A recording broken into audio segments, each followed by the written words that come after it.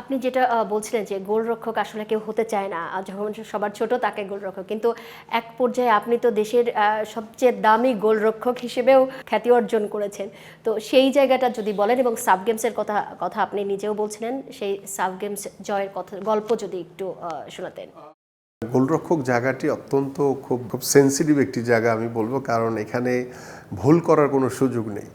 কারণ একটি গোল রিসিভ করতে হয়, তো সেই জায়গা থেকে আমাদের যারা গোলরক্ষক হিসেবে আমরা খেলি আমাদের অনেক বেশি সতর্ক থাকতে হয়। কারণ স্ট্রাইকিং পজিশন, মিডফিল্ড কিংবা ডিফেন্সে ভুল করলে হয়তো এটা রিকভারি করা যায়, বাট গোলপোস্টে ভুল করলে দেখা যায় যে সেখান থেকে আসলে রিকভারি করাটা টাফ হয়ে যায়। তো সেই জায়গা থেকে আমার কাছে মনে হয় যে অ্যাজ এ গোলরক্ষক হিসেবে দেশের জন্য খেলেছি, সেটাকে যেভাবে এনজয় করেছি এবং দেশের জন্য, দেশের ফুটবলের জন্য এখন পর্যন্ত যে সেরা সাফল্যগুলো আছে, যে এটি একটি প্রাপ্তির একটি জায়গা, ভালো লাগার জায়গা যে আমাদের হাত ধরে এখন পর্যন্ত আমাদের সাথে যখন আমাদের সমসাময়িক যারা খেলেছে আন্তর্জাতিকভাবে সেই রেজাল্টগুলো আমরা পেয়েছি। এখন বর্তমানে আমাদের ফুটবলের যে ক্রেজ বা যে একটি উন্মাদনা আমরা দেখছি, আলহামদুলিল্লাহ আশা করি যে সামনে যে সাফ ফুটবল হবে, আমি মনে করি যে বাংলাদেশের চ্যাম্পিয়ন হওয়ার সম্ভাবনা অনেক বেশি রয়েছে। এবং আমরা দীর্ঘ সেই 2010-এর পরে আমরা কোনো আন্তর্জাতিক পর্যায়ে কোনো ট্রফি পাইনি। সো আমরা আবার একটি ট্রফির অপেক্ষা রয়েছি। হোপ যে আল্লাহর রহমতে ভালো কিছু হবে ইনশাল্লাহ। খেলোয়াড় জীবনের আশার কথা বলছিলেন এবং ভবিষ্যতের খেলোয়াড়দের যেটা বাংলাদেশের যে প্রত্যাশা, সেই প্রত্যাশার কথা জানেন।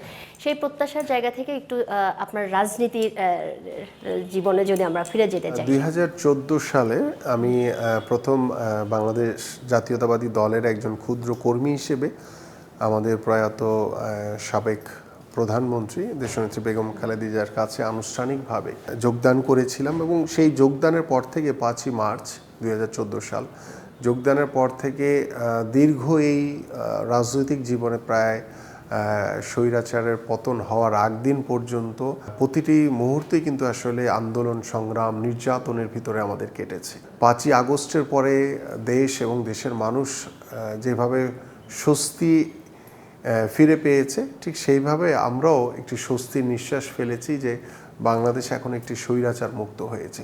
আমি অত্যন্ত কৃতজ্ঞ যে জিয়া পরিবারের কাছে, আমাদের প্রয়াত দেশনেত্রী বেগম খালেদা জিয়া, আমাদের মাননীয় চেয়ারম্যান, বর্তমান মাননীয় প্রধানমন্ত্রী জনাব তারেক রহমানের কাছে, যে তিনি এই দীর্ঘ পথ চলায় আমার প্রতি যে আস্থা, যে বিশ্বাস রেখেছেন।